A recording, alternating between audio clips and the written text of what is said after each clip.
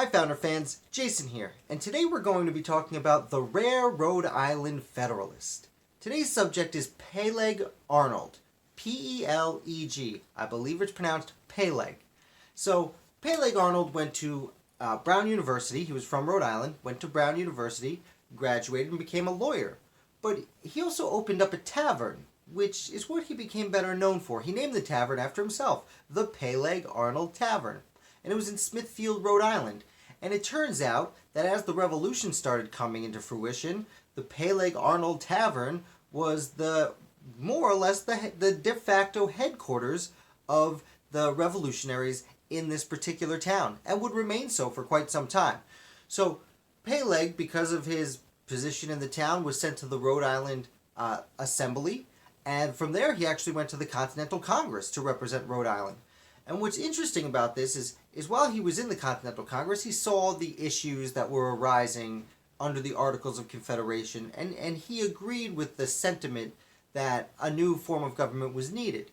Now, he went back to Rhode Island, and the Constitution was written and sent to all the states, and Rhode Island famously wanted nothing to do with the new government.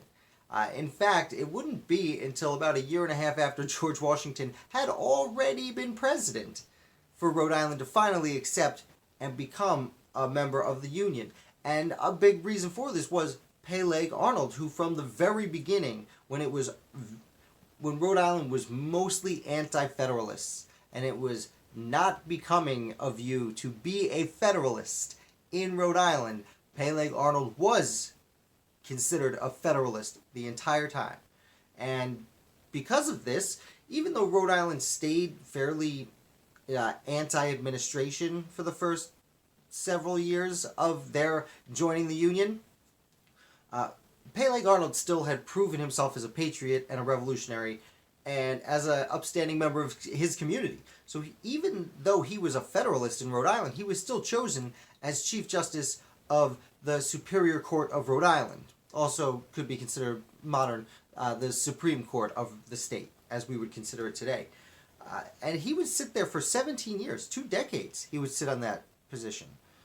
And I did want to add, that's more or less Peleg Arnold's peculiar spot in the American founding. But I did want to add one more thing. Peleg was an early abolitionist. He started a society called the Providence Society for the Abolition of Slavery.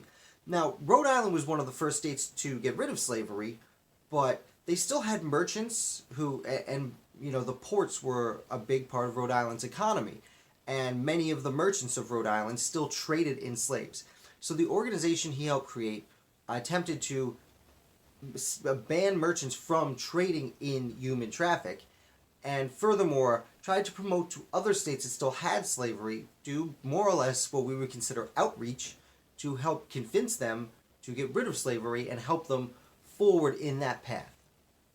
So that's Peleg Arnold. That's going to do it for us this week. If you enjoyed this, please hit like. Let's see if we can get 15 likes on this video. That would be amazing. And if you are new here, definitely hit subscribe. Please say goodbye to my studio away from studio. I will be returning home, and you can get used to my other decorations that you've become more accustomed to.